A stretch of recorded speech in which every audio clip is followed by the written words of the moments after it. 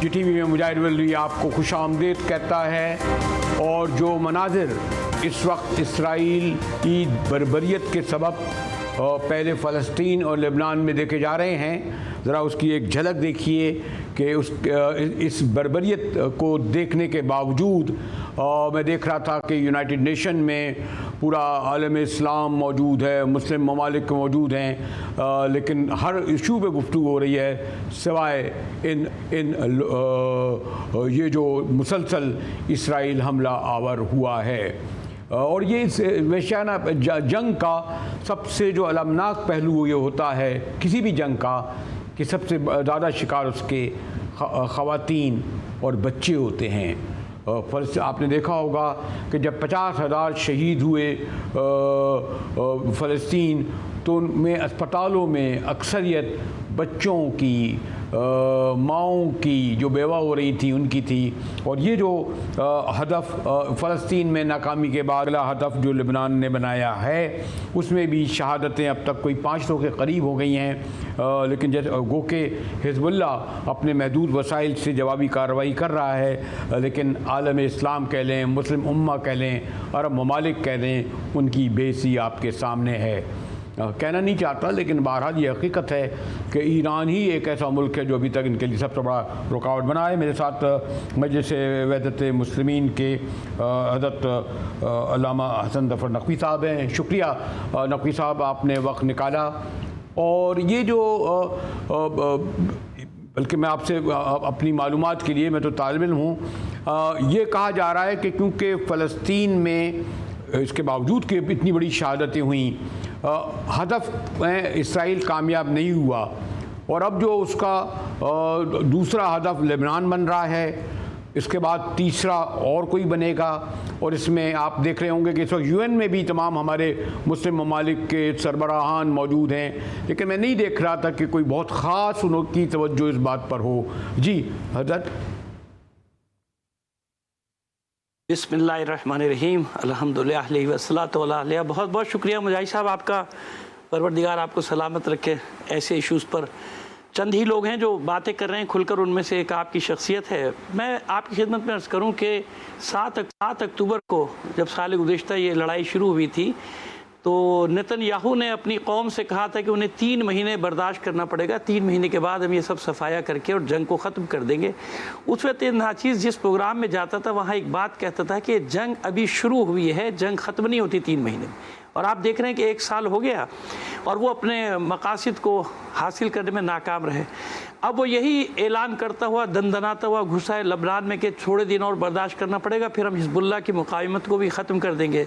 फिर वो घुसेगा शाम में, फिर वो घुसेगा यमन में, और ये हमारे जो चूहे हैं इनके इजलास होते रहेंगे 40 चूहों के, और ये तय करते रहेंगे कि बिल्ली के गले में घंटी बांधेगा कौन।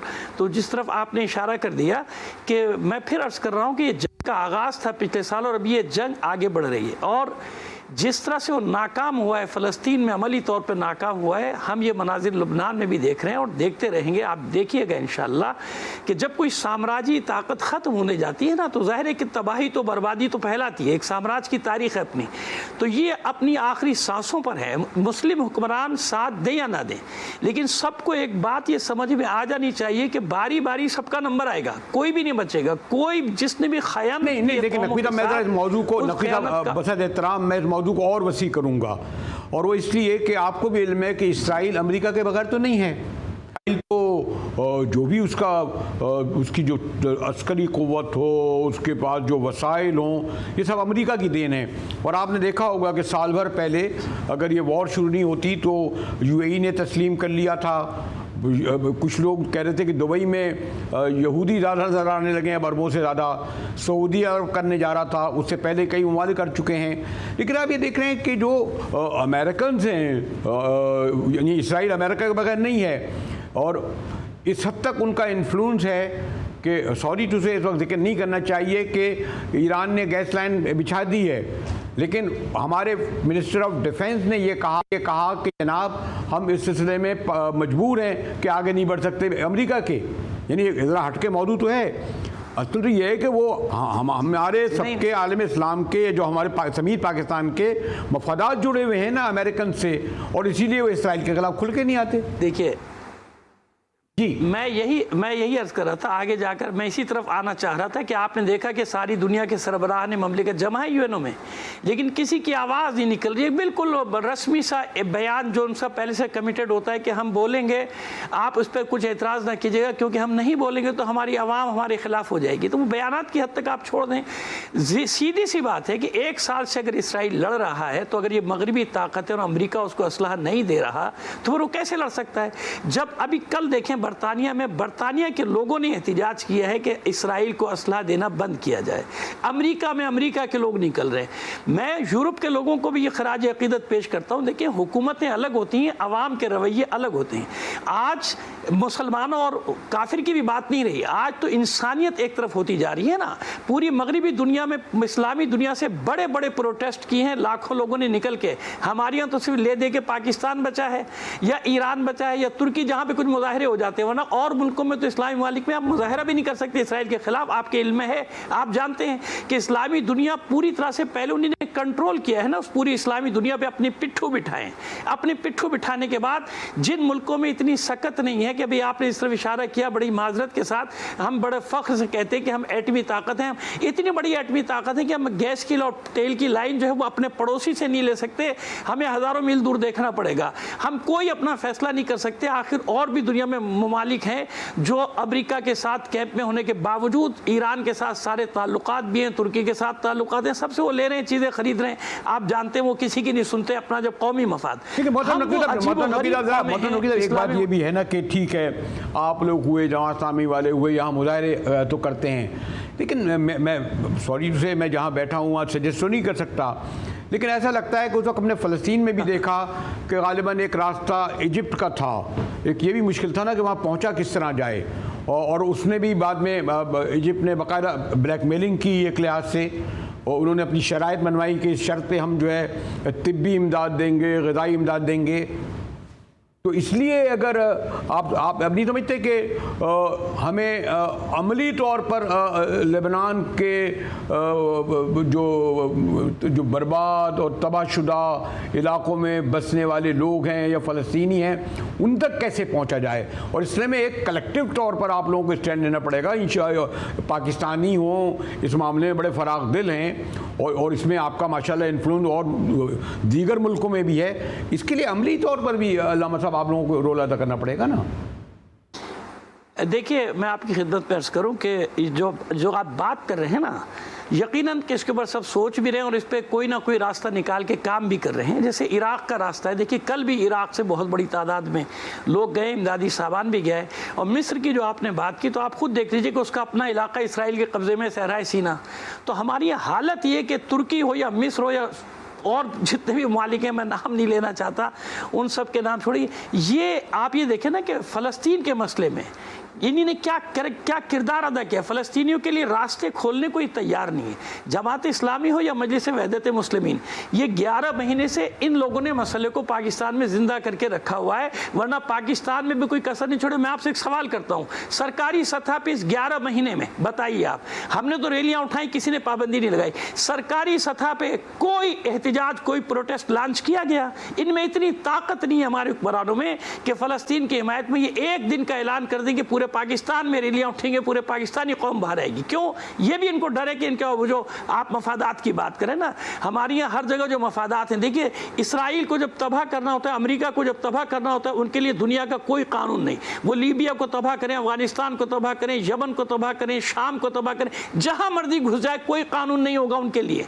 सारे कवानीन की पाबंदी हमारे लिए, पाकिस्तान के लिए, इस्लामी ममालिक के लिए कि बैनुल अक़वामी मुआहदे फला है फला है फला, जो मुआहदों के बीच से जा रहे हैं उसके लिए कोई कानून नहीं है। कहाँ गए इंसानी हुकूक की तंजीमें? आज इंसानी हुकूक की तंजीमें नहीं निकल रही, लोग निकल रहे, इंसान निकल रहे, जहाँ भी इंसान है वो निकल रहा है। और मैं आपको बता दूं कि ये, फिर मैं आपसे अर्ज कर रहा हूँ कि ये अपने अख्तिताम की तरफ जा रहा है इसराइल। ये जितनी जंग फैल रही है ना, उतना वो इसराइल सुकड़ता चला जाएगा, सिमटता चला जाएगा, क्योंकि जब आवाम मैदान में रेसिस्टेंस करने के लिए, मुकावमत करने के लिए निकल आए, तो सारी दुनिया की फौजें में मिलकर उनको नहीं रोक सकती। फिर मैं ये कहने की जिसारत करूंगा कि आज इस वक्त भी हम जब आप बात कर रहे हैं हिजबुल्लाह की जितनी भी जो वसाइल हैं, आपको इल्म है पहले किस हद तक कितना ईरान उसर करेगा, लेकिन अभी भी वक्त नहीं गया है। मैंने कहा पूरा 11 महीने गुजर गए, बहरहाल फ़लस्तीनी उन्होंने मुज़ाहमत उनकी अभी भी जारी है,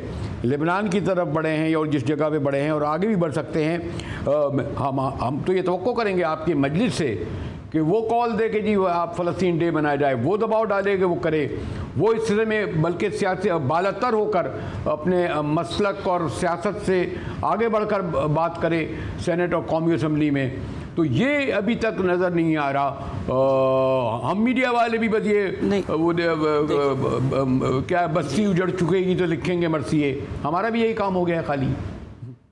मुजाहिद साहब देखें, एक बात को हमें सबको समझ लेना चाहिए कि मुकाविमत भी हो रही है, आवाज़ भी उठ रही है, सब कुछ लाज हो रहा है, आलमी सतह पे भी काम कर रहे हैं, जो भी काम करने वाले जैसे हो सकता है। लेकिन एक बात आपको बताएं, एक हमारा आलमिया और भी है ना कि जैसे ही पाकिस्तान में एक फ़िज़ा बनती है साम्राज्य के ख़िलाफ़, इसराइल अमेरिका के ख़िलाफ़, उनके सरपरस्तों के ख़िलाफ़, तो हमारे मुल्क के अंदर क्या खेल शुरू हो जाता है। अभी आप देखें ना कि यहाँ जो एक ख़ास तबका है वो फतवे इसराइल के ख़िलाफ़ नहीं दे रहा, वो अमेरिका के ख़िलाफ़ नहीं दे रहा, वो कह रहा है पारा चनार चलो, पारा चनार पे हमला करो, जिसको गज़ा में लड़ने का शौक़ है पारा चनार पे अटैक करो। कितने दिन से पाकिस्तान का मीडिया खामोश है, सब खामोश, कोई बता रहे कि पारा चनार में क्या हो रहा है मजलूमों के साथ। वो लोग जो चाहते हैं कि वहाँ पे लड़ाई करें, उन सब की तवज्जो मोड़ दी गई है इस तरफ और उनको लगा दिया गया यहाँ पे। क्या वो फिर आवाज़ उठती है कि पारा चनार देखो, कि फ़लस्तीन देखो, कि लुबनान देखो। हमारी जो फ़िरक़वारियत का एक छोटा सा एलिमेंट अवामी सतह पर बात नहीं कर रहा, आपको नज़र आ जाएगा कि अवाम में वो नफ़रतें नहीं है, एक ख़ास एलिमेंट को पाला गया है कि जब ऐसे मौके आते हैं तो उनको उठाया जाता है, वो हमारे अंदर दरारें डाल के और हमारे अंदर लड़ाइयाँ फसादात शुरू करा के हमारे रास्ते में रुकावट एक बाहर की है, एक अंदर की रुकावट ये होती है कि जब फ़िरक़ेवाराना अनासिर को छोड़ दिया जाता है, अब जब वो हमले करते हैं तो तवज्जो खुद ब खुद उधर से हटती है। अब इनके लिए भी आवाज़ उठाओ, अब उनके लिए भी आवाज़ उठाओ। नकवी साहब इस वक्त अगर आप इजाज़त दें तो गो के बिल्कुल बराबर मौजूद नहीं। अब यही देखिए ना कि यहाँ हम ये बड़े फ़ख्र से कहते हैं कि हमारे यहाँ मस्तकी नहीं बल्कि बहुत बड़ी तादाद में सिंध में रहते हैं। अब आप गौर कीजिए कि आप हुकूमत सिंध का उसका एक DIG या कराची में आकर एक डॉक्टर को उठाता है, मीरपुर ख़ास ले जाता है, कत्ल करता है और उसके साथ जो बेरमती होती है, हमारा मस्तकी सिखाता है हम या उस दीन मज़हब में कहीं पर है ये कि ये जो हमने टर्म इस्तेमाल कर दी है। और आप देखिए सिंध में माशाल्लाह पीपल्स पार्टी की गवर्नमेंट है, तो ये भी एक ज़रा हट के देखें, वो जो आप पारा चनार की बात कह रहे हैं यहाँ तक नौबत आ गई है, तो हम तकसीम दर तकसीम हमें मस्तक की बुनियाद पे करना। और इस तरह साहब बात यह है कि मैंने पारा चनार की मिसाल दी, सिर्फ इसलिए मिसाल दी कि अभी ताज़ा तरीन है, पूरे पाकिस्तान का हाल है। आप किस पार्टी का नाम ले रहे हैं, किस हुकूमत का नाम ले रहे हैं, आपको नज़र आ रहा होगा कि छोड़िए अंदरूनी सिंध को, वो कच्चे के डाकू यहाँ जो बैठे हुए हैं पक्के बनकर कराची में गली गली में आप निकल सकते हैं, महफूज है, गलियाँ आपके बच्चों के लिए महफूज है, किसी के लिए महफूज, कोई रिट नहीं। और जब आप इन इश्यूज़ के ऊपर बात करेंगे तो कहा जाता है कि ये हमारे सियासी मुखालिफ हैं, सियासी प्रोपेगेंडा है हमारे खिलाफ।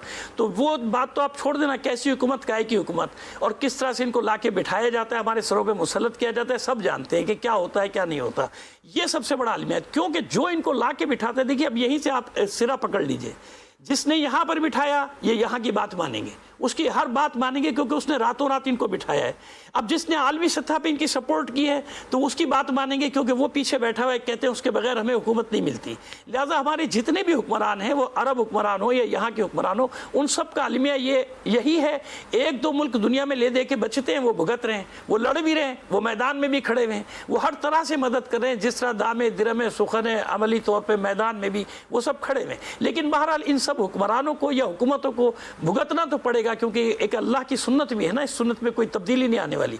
जुल्म जब लेकिन नकवी साहब एक मैं आपसे ये समझ रहा था कि कोई आप नकवी साहब समझना ये चाह रहा था, बिल्कुल एक कंक्लूडिंग अगर मैं चाहूँ कि ये तो खैर मुमकिन नहीं है कि वो सारे ईरान समेत सारे मुल्कों को, इस वक्त जो ये जो फ़लस्तीन के बाद लेबनान की तरफ आए हैं, इसका क्या मकसद था उनका, और लेबनान से फिर आपने कहा कि आगे भी हदफ होंगे।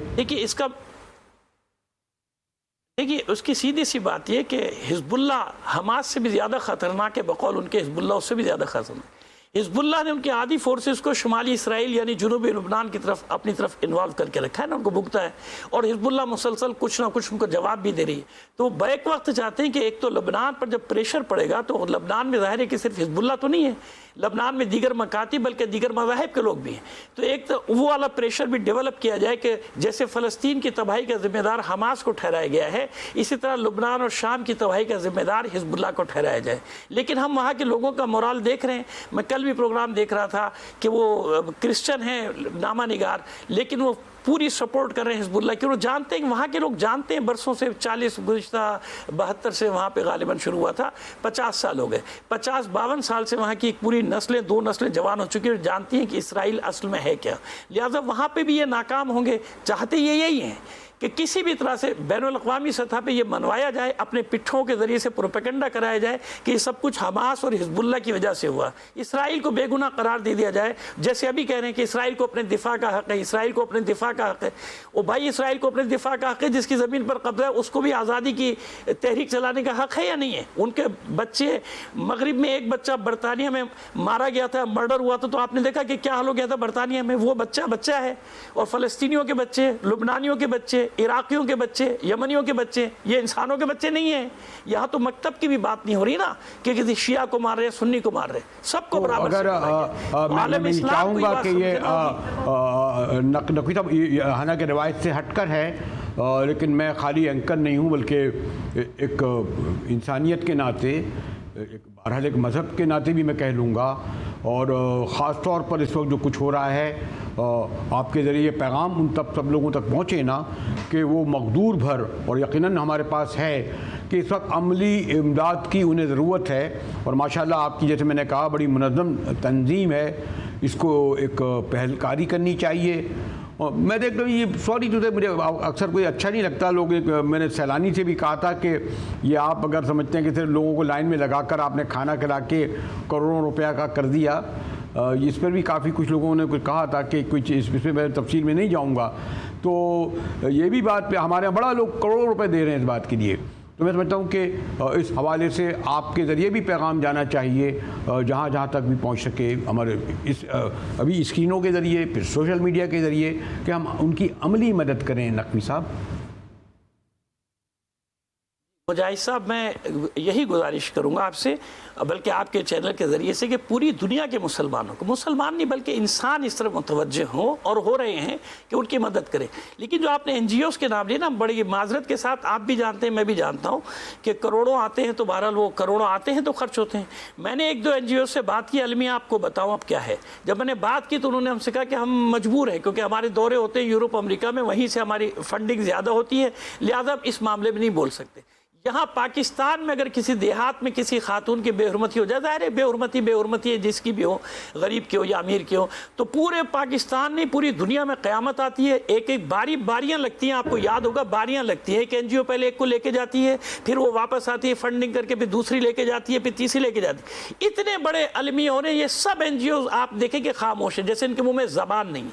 मगर फिर भी मैं अपील कर रहा हूँ कि अगर पाकिस्तान के लोग भी बहुत कर सकते हैं, और कर रहे हैं, अब भी कर रहे हैं, मैं आपको बता दूँ कि अब भी कर रहे हैं, रास्ते निकाले हुए लोगों ने, रोज रास्ते निकाल रहे हैं और मदद कर रहे हैं। फिर भी अपील करता हूँ इन NGOs से, कहता हूँ कि आपको वाकई अगर इंसानियत का दर्द है, इंसानों के जुर्म वो है, आपके दिल में दर्द है, तो खुदा के लिए, फ़लस्तीनियों के लिए, लुबनानियों के लिए, इनके लिए मदद करें। आप अलग ऐलान करिए, 25 करोड़ आवाम अपना घर का सामान भी आपको दे देंगे, आप पहुँचाने वाले। बहुत बहुत शुक्रिया मोहतरम हसन ज़फ़र नकवी साहब। आपने मजलिस बैतुल वैसे भी सफ़े अव्वल में रहती है, ख़ास तौर पर इन कौमी मसला हो या ख़ास तौर पर फ़लस्तीन का मसला हो, और मैंने कहा कि जो इस वक्त सूरत हाल फ़लस्तीन में थी कुछ दिन पहले, इस वक्त लबनान में है, और यह आहिस्ता आहिस्ता फैलती ही चली आ रही है। ब्रेक के बाद आएंगे, एक और अहम इशू पर गुफ्तगू करेंगे, हमारे साथ रहिएगा।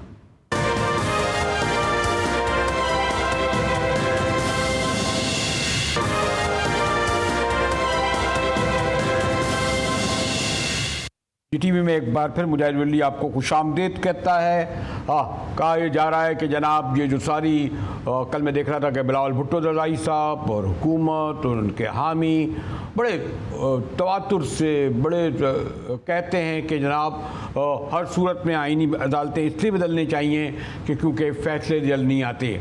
लेकिन दिलचस्प बात यह है कि जो फैसला सुप्रीम कोर्ट का 8 जजेस का मखसूस नशिस्तों के बारे में आया, उसमें देख रहे हैं कि इलेक्शन कमीशन तारीख पे तारीख मुझे किसी गालिबन कोई डायलॉग था किसी फिल्म का या ड्रामे का, हमारे साथ हमें लग रहा था भाई हमीद क्या कबाहत है, 7 इजलास हो गए और सुप्रीम कोर्ट का ये फैसला है।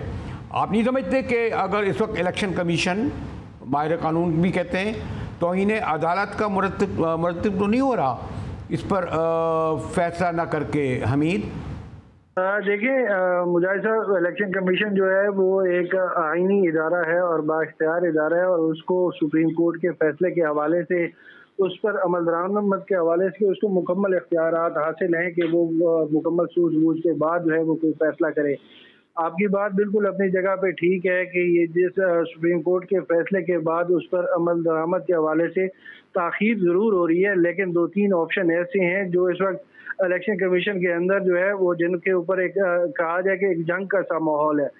एक इलेक्शन कमीशन के अंदर जो है वो एक ग्रुप ये कहता है कि इलेक्शन सुप्रीम कोर्ट के फैसले के ऊपर मनोअन अमल दरामद कर दिया जाए, जबकि इलेक्शन कमीशन के कुछ मेंबरान का ये कहना है कि नहीं, हमें इसके अल्टरनेट जो ऑप्शंस हैं उनको ज़ेरे गौर लाना चाहिए और उस पर अमल दरामद करना चाहिए। इलेक्शन कमीशन जो है उसके अंदर एक ये राय पाई जाती है कि दोबारा सुप्रीम कोर्ट से इसके हवाले से रुजू किया जाए। गुज़श्ता दिनों तीसरा जब मीटिंग थी उसमें एक मुतफरक दरख्वास्त भी है जो है वो इस हवाले से तैयार कर ली गई थी और वो उस दिन उसकी मंजूरी दिया जाए।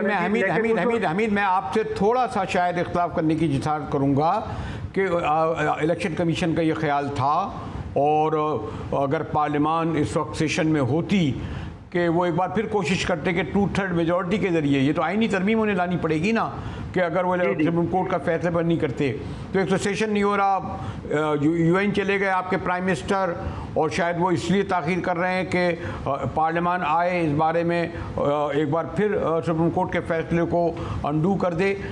इसलिए कि ये बात मैं इसलिए कह रहा हूँ कि आपको याद होगा कि उस वक्त इलेक्शन कमीशन ने इवन सदर मुमलिकत से मुलाकात से इनकार कर दिया था जब उन्हें कहा गया था कि आप इलेक्शन की डेट दें, यानी वो बालातर समझते हैं ना इलेक्शन कमीशन अपने को। देखिए मुजाहिद साहब, इस वक्त इलेक्शन कमीशन के अंदर जिस बात पर इख्तिलाफ राय पाया जाता है, या मैं आपको एक राय वहाँ की बता रहा हूँ कि पाकिस्तान तहरीक इंसाफ के हवाले से जो सुप्रीम कोर्ट का फैसला आया है उसमें इलेक्शन कमीशन का ये कहना है कि जी ये तो पाकिस्तान तहरीक इंसाफ के हवाले से फैसला आया है, लेकिन जो इलेक्शन कमीशन का फैसला था सुन्नी इत्तेहाद कौंसिल के हवाले से, तो उसमें पाकिस्तान तहरीक इंसाफ की प्रायोरिटी लिस्टें जो है वो इररेलेवेंट हो जाती हैं। ये सुप्रीम कोर्ट ने हमें बाद में आर्डर दिया है, तो सुन्नी इत्तेहाद कौंसिल ने जो है उसके प्लेटफॉर्म से इन्होंने मखसूस नशिस्तों की फहरिस्त जो है वो क्यों नहीं जमा करवाई थी।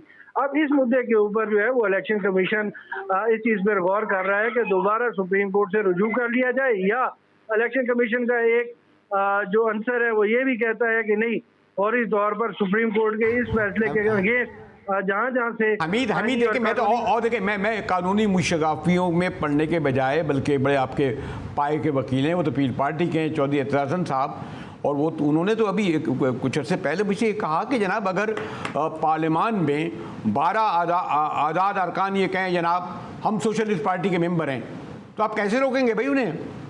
कह सकते हैं ना कि हम सोशलिस्ट पार्टी में हैं, भले वो पार्टी। मुजाहिद साहब, बात यह है कि पाकिस्तान का आइन जो है वो इतना सॉफ्टली मोल्डिंग है कि उसको किसी तरफ भी मोड़ा जा सकता है। उसके अंदर ऐसी शिकें मौजूद हैं जिनका अभाम बहुत वाज़ेह है और वो हमारी हर सियासी जमात उसका फ़ायदा अब तक उठाती रही है। और इस वक्त भी इलेक्शन कमीशन के अंदर हो का मामला हो, सुप्रीम कोर्ट का मामला हो, सियासी जमातों की जानिब से उन्हीं लूप होल्स जो आइन के अंदर मौजूद है उन्हीं का फायदा उठाते हुए अपने अपने नैरेटिव को उसका सबब हमें भी लग रहा है, उसका सबब ये भी तो है ना कि हमारी सियासी पार्टियों ने, अगर आप माजी में जाएं जो तरामीम हुई ख़ासतौर जब सज्जाद अली शाह साहब थे, 8वीं तरमीम, 9वीं तरमीम, 11वीं, एक तो तरमीम ये है ना आपके यहाँ, ये जो आज दोबारा 63A में ला रहे हैं कि आप अपनी वफादारियाँ तब्दील नहीं कर सकते। खुद मुस्लिम लीग नून ये लेके आई थी जब उसके खिलाफ बगावत हुई कि कोई रुकन पार्लियामान के अंदर, पार्लियामानी पार्टी के अंदर भी उसके सरवाजे खिलाफ नहीं कर सकता, वरना वो निकाल दिया जाएगा। अब आप उसको बदल दें।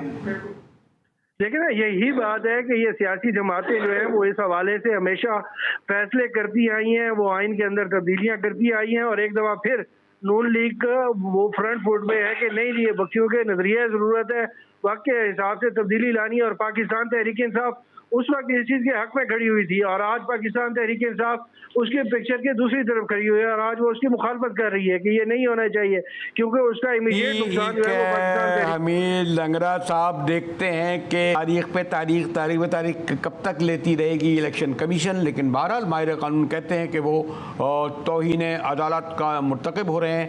8 जजेस के वो जो फैसला है मखसूस नशिस्तें तो तहरीक इंसाफ को देने के हवाले से, और ये फैसला कि तहरीक इंसाफ बहरहाल पार्लियामेंट के अंदर एक सियासी जमात है और यह कुछ से नहीं लिया जा सकता। ब्रेक के बाद आएंगे तो एक बहुत अलमनाक सूरत हाल है, और हुकूमत सिंध की मुजरमाना खामोशी नहीं, उनके लिए अब एक टेस्ट केस बन गया है। मैं जिक्र कर रहा हूँ मीरपुर ख़ास में एक डॉक्टर का बेईमाना कत्ल। हमारे साथ रहिएगा।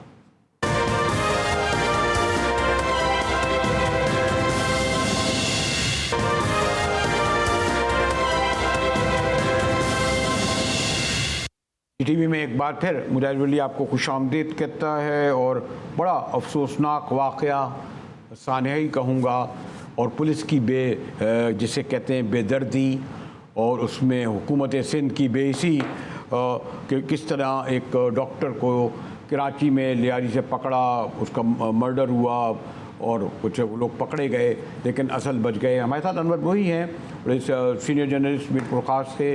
अनवर, ये जो मैं उसमें तफसील में नहीं जाऊंगा, इसको मज़हब या मसलक के हवाले से भी नहीं कहूँगा, इंसानी तौर पर देखिए ना कि जो मीरपुर ख़ास की पुलिस थी, सॉरी वो कराची आती है, कराची आएगी, वो लियारी में जो है पहले से इजाज़त लेगी इस पुलिस से, DIG से, उठा के ले जाती है जो कुछ हुआ। तो इसका क्या पस मंज़र है? इससे हट कर के इसको कुछ लोगों ने मसलक मज़हब का अपनी जगह, लेकिन ये इस पहलू को आप कैसा देखेंगे सिंध पुलिस का रवैये को? जी मुजाहिद साहब, जो ना डॉक्टर शाहनवाज कुमर की जो वर्षा हैं, उन्होंने इल्ज़ाम आयद किया है कि मेरे जो ना उनका शाहनवाज डॉक्टर को कराची से उमरकोट पुलिस ने गिरफ्तार करके उनको मीरपुर खास पुलिस के हवाले किया गया है। और मीरपुर खास पुलिस का ये दावा है कि कालका मीरपुर खास का तहसील सिंदड़ी में बुला हुए एक दोस्त के साथ वहाँ पर मुकीम थे, वहाँ पर एक रह रहे थे, तो पुलिस को इतला मिली कि सिंदड़ी में पहुंचे, वहाँ पर रह रहे हैं दोस्त के साथ। तो उन्होंने वहाँ पर हमने छापा मारा, पुलिस का मुबैना ये बयान है कि हमने वहाँ छापा मारा, तो उन्होंने मजामत की हम पर, अपने दोस्त की गोली लगने से वो जान बक हो गया, हलाक हो गया। जबकि उनकी वर्षा का ये कहना है कि भाई ये पुलिस जाली मुकाबला दिखा के जो ना शाहनवाज को जो ना अदालत से बर्तन कत्ल किया, उनको कम से कम उनको कानून है उनको गिरफ्तार करके उनको अदालत पेश करते। अगर वो फर्ज कीजिएगी अगर वो मतलब इसमें हैं, इन्वॉल्व थे, मुजरिम थे, तो उनको अदालत से मैंने सजा दिलवाते। पुलिस को ये नहीं कि पुलिस जो ना गिरफ्तार करके मुलजिम को उनको मुकाबला दिखा के या मतलब मुकाबला करके मार दे। वर्षा ने मतलब सब गम गुस्सा का इजहार किया। इसमें जो इन्होंने हस्बे रिवायत यही हुआ है कि कुछ लोग पकड़े गए और वही बेचारे आम कांस्टेबल वगैरह कोई लोग पकड़े गए होंगे, लेकिन असल जिम्मेदार तो यानी ये जो हाई लेवल का मामला है ना, कम से कम DIG लेवल का मसला है ना ये तो, बल्कि इस पे तो मुस्ताफी होना चाहिए, इस्तीफा लेना चाहिए, उनको बरतरफ करना चाहिए। जी मुजाहिद साहब, उन्होंने वज़ीर आला सिंध ने नोटिस लेके DIG मीरपुर खास जावेद जसकानी, SSP मीरपुर खास असद अली चौधरी और उन समेत इनायत अली जरदारी CI मीरपुर खास इंचार्ज SHO सिंदड़ी समेत 10 पुलिस एहलकार अफसरान को मुअत्तल किया था। जबकि वर्षा का ये कहना है कि भी पुलिस अफसरान ने ही मतलब मारा उनको, और इंक्वायरी कमेटी उन्होंने बिठाई है। DIG हैदराबाद, DIG नवाबशाह अपना बेशक बेनजीराबाद और SSP बदीन समेत 4 इंक्वायरी कमेटी। ये भी तो है ना ब्रोई साहब, ये भी तो है ना कि मुअत्तली क्या होती है, आपको भी पता है। पेटी उतर जाए से क्या होता है, इन पर तो मर्डर केस चलना चाहिए, अगर अक़दाम कत्ल का केस चलना चाहिए, इनको तो गिरफ्तारी होनी चाहिए इनकी। वर्षा ने यही मुतालबे किया है कि इनको जो ना कम से कम FIR दाखिल करके इनको सजा दी जाए। अफसरान, पुलिस अफसरान को ये मुलविस है कत्ल में, जाली मुकाबला दिखा के उन्होंने कत्ल किया है, इनको बाकायदा इन पे FIR दर्ज की जाए। जबकि पुलिस ने उमरकोट में 34 अफराद पे मतलब थाने पे एफआईआर दर्ज की है, उनमें 9 अफराद को गिरफ्तार करके आज इंस्टानी दहशतगर्दी अदालत में पेश किया उन्होंने। और उनका वर्षा का ये मुतालबा है कि कम से कम पुलिस जो अफसरान के मुलविस है उनको इन पर एफआईआर दाखिल करके उनको फौरी तौर पर गिरफ्तार किया जाए। जो है उनको और इंक्वायरी कमेटी पे उनको शदीद तफसीलात इज़हार किया है कि भी ये इंक्वायरी कमेटी में कबूल नहीं है। तो आपका क्या ख्याल है ब्रोई साहब, कुछ दिन हस्ब रिवायत कुछ दिन शोर होगा, कुछ मुजाहरे होंगे, कुछ NGOs आएगी, कुछ हम खबरें बनाएंगे, हम लोग भी हो जाएंगे और ये केस भी दाखिल दफ्तर हो जाएगा और उन लोगों की चाहे पुलिस अफसरान हो या शिद्दत पसंद हो। जी मुझे साहब जो वर्षा आज भी मुजाहरा किया वहाँ पे सिंदड़ी में इजहार यकजहती के लिए वहाँ पे सिंधु नवाज गांगुरो और दीगर मतलब कांग्रेस जमायतें हैं, उन्होंने शदीद मुजाहरा किया है। वहाँ पे कातिलों की गिरफ्तारी के लिए मुजाहरा किया है। उनके वर्षा समेत उन्होंने उमरकोट प्रेस क्लब के सामने मुजाहरा किया है कि भाई फौरन SP मीरपुर खास और उमरकोट जो ना हान ड्यूटी है वो भी इन्वॉल्व। वर्षा का कहना है कि उमरकोट का जो SSP इन्वॉल्व है, बाकायदा उन्होंने जो मुजाहरे किए थे उनके खिलाफ गिरफ्तारी के लिए उनके साथ जो जब मुजाहरे में जाके उन्होंने तकरीरें की हैं कि उनको सबसे सजा दिलवाऊंगा, हम गिरफ्तार करूंगा, ये मतलब मुख्तलिफ उन्होंने बयान दिए इनके खिलाफ। बोला वो अभी ऑन ड्यूटी है, उनको मुअत्तल भी नहीं किया गया, कम से कम उनको सजा दी जाए। उमरकोट का जो SP है वो भी इन्वॉल्व है इस पूरे मामले में। ठीक है अनवर ब्रोई साहब, मेरा ख्याल तो मीडिया को इस इशू को उस वक्त तक जिंदा रखना चाहिए कि जबकि वो बेरहम अफसरान अफराद अपने अंजाम तक नहीं पहुँचे। इसी के साथ ही GTV से मुजाहिद बिल को इजाज़त दीजिए।